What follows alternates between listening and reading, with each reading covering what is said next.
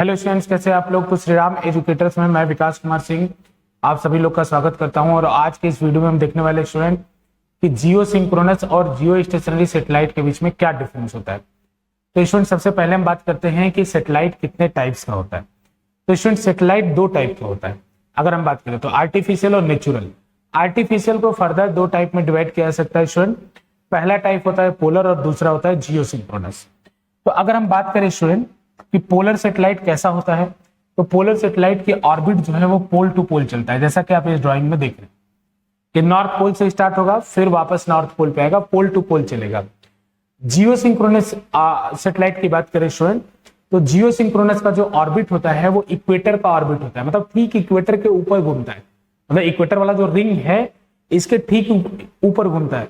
हाँ, इसका कुछ एंगल हो सकता है, जैसे स्टूडेंट अगर इक्वेटर वाला रिंग ये है, इक्वेटर के ठीक ऊपर वाला रिंग ये है, तो हो सकता है ये सैटेलाइट कुछ ऐसे घूमे, हो सकता है ये सैटेलाइट कुछ ऐसे एंगल बनाते हुए कुछ ऐसे नीचे से घूमे, है ना।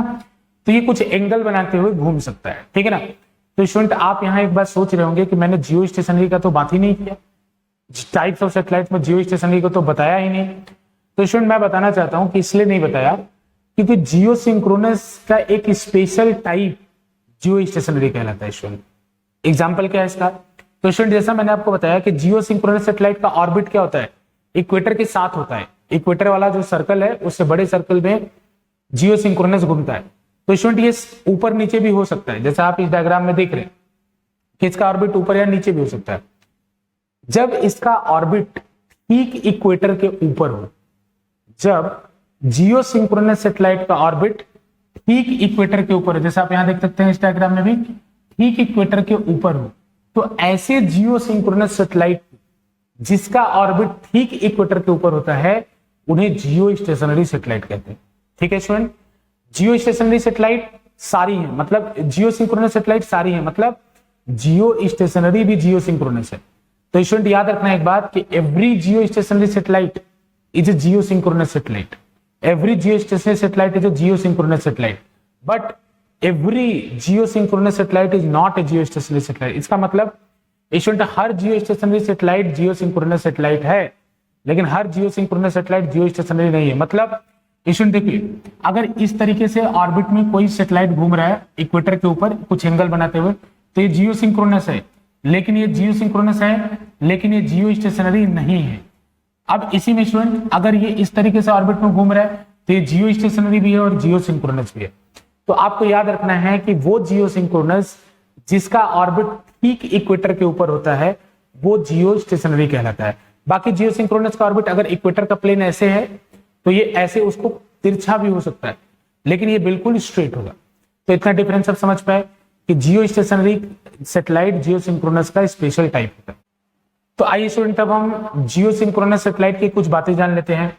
तो स्टूडेंट इसका टाइम पीरियड होता है 24 आवर, क्योंकि नाम बता रहा है कि जियो के साथ सिंक होकर चलता है, ये अर्थ के साथ सिंक होकर चलता है स्टूडेंट। अब इसका जो हाइट है स्टूडेंट वो हाइट होता है 36,000 किलोमीटर, जो कि लगभग 6 आवर के बराबर होता है। ये इसकी हाइट होती है स्टूडेंट। अगर आपको हाइट सेंटर से चाहिए तो इसमें 6,400 ऐड कर लीजिए, वो आएगा आपका 42,400 किलोमीटर, और ये लगभग 7 आवर के बराबर होती है। 7 आवर मतलब स्टूडेंट अर्थ का रेडियस 7 आवर के बराबर होगी, ठीक है ना।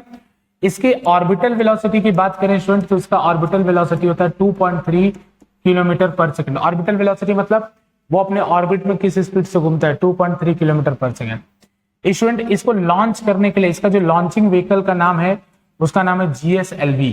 फुल फॉर्म क्या होता है, जियो सिंक्रोनस लॉन्च व्हीकल। इसके लॉन्चिंग व्हीकल का नाम क्या है, GSLV, जियो सिंक्रोनस लॉन्च व्हीकल। और स्टूडेंट आप देख रहे हैं ये GSLV Mark 3 है, GSLV Mark 3 है, ठीक है ना। इसका नाम बदल दिया गया है, इसका नाम बदल के अब LVM-3 कर दिया गया है। LVM-3 मतलब launch vehicle machine 3, launch vehicle Mark 3, इसका नाम बदल के LVM-3 कर दिया गया है। और स्टूडेंट इसी से अभी चंद्रयान लॉन्च हुआ है और इसी से हमारा गगनयान भी लॉन्च होगा, जो अगले साल ह्यूमन मिशन है भारत का। अब स्टूडेंट हम बात करते हैं एक टर्म की जिसको कहते हैं स्पेस पोल्यूशन। तो स्पेस पोल्यूशन क्वेश्चन पूछेगा कि space pollution is a term related with, space pollution किससे रिलेटेड होता है। तो स्टूडेंट एक बात याद रखना कि it is related with Jio stationery orbit. Space pollution is a term related with Jio stationery orbit. ऐसा क्यों बोल रहा हूं? तो देखो बच्चों ऐसा क्यों है, अब मान लो कि इंडिया है, तो इंडिया अपने सामने वाले इक्वेटर पे, इंडिया तो अपने सामने वाले इक्वेटर पे चाहेगा कि मेरी सैटेलाइट हो। इंडिया अपने सामने वाले इक्वेटर पे अपनी सैटेलाइट को लॉन्च करेगा। क्यों?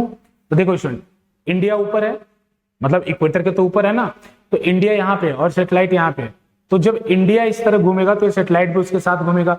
तो इंडिया चाहेगा ना कि मेरे सामने वाले इक्वेटर पे ही मेरा सैटेलाइट हो। तो इस इंडिया के अलावा बाकी कंट्रीज भी चाहेंगे जो इस लाइन, वो भी तो चाहेंगे कि हमारा भी सैटेलाइट उसी लाइन पे हो, हमारे ठीक सामने हो इक्वेटर पे। तो इसमें एक प्रॉब्लम आती है। प्रॉब्लम बोलोगे आप लोग, बोलोगे इसमें दिक्कत क्या है?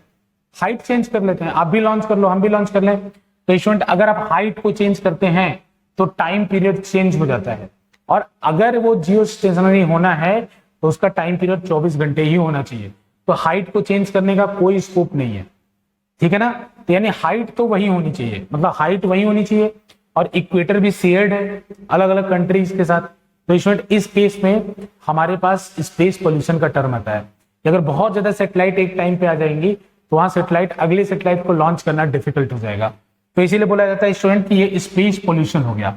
स्टूडेंट एक बात और बताना चाहता हूं कि अगर आपके घर में टाटा स्काई है, अच्छा जियो स्टेशनरी का क्या मतलब है?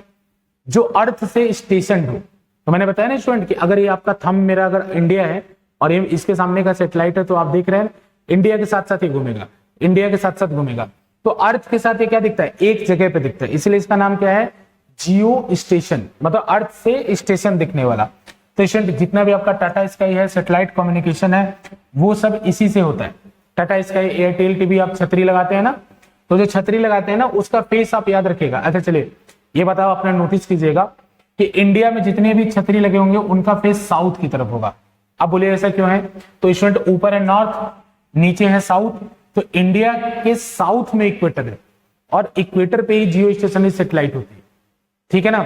अब एक क्वेश्चन बच्चों का होता है कि क्या हम जियो स्टेशनरी सैटेलाइट ठीक इंडिया के ऊपर नहीं लॉन्च कर सकते इस तरह? तो इसका आंसर स्टूडेंट नहीं लॉन्च कर सकते, क्योंकि जितने भी सैटेलाइट है उनका orbit should match the orbit of the earth. उनके जितने भी सैटेलाइट है उनका, जितने भी सैटेलाइट है उनका centre should match the centre of the earth. ऐसा होना ही चाहिए स्टूडेंट, हर सैटेलाइट ऑर्बिट का सेंटर ऑफ अर्थ होना चाहिए, अदरवाइज ये अनस्टेबल होगा। ये सैटेलाइट इधर पुल होंगे क्योंकि ग्रेविटेशनल फोर्स तो सेंटर की तरफ लगता है, तो कभी भी इस ऑर्बिट को मेंटेन नहीं कर पाएंगे। तो ये दिमाग से भी लॉजिक हटा दीजिए कि इंडिया के ऊपर लॉन्च कर सकते हैं या कैसे, इक्वेटर के ऊपर ही लॉन्च करना है, तो स्पेस पोल्यूशन का अच्छा खासा खतरा होता है, ठीक है स्टूडेंट। तो याद रखिएगा ये LVM Mark 3 है, इससे इसको लॉन्च करते हैं। तो उम्मीद है इस छोटे से लेक्चर में आप समझ पाए होंगे कि जियो स्टेशनरी और जियो सिंक्रोनस सैटेलाइट के बीच में क्या डिफरेंस होता है। बहुत बहुत धन्यवाद।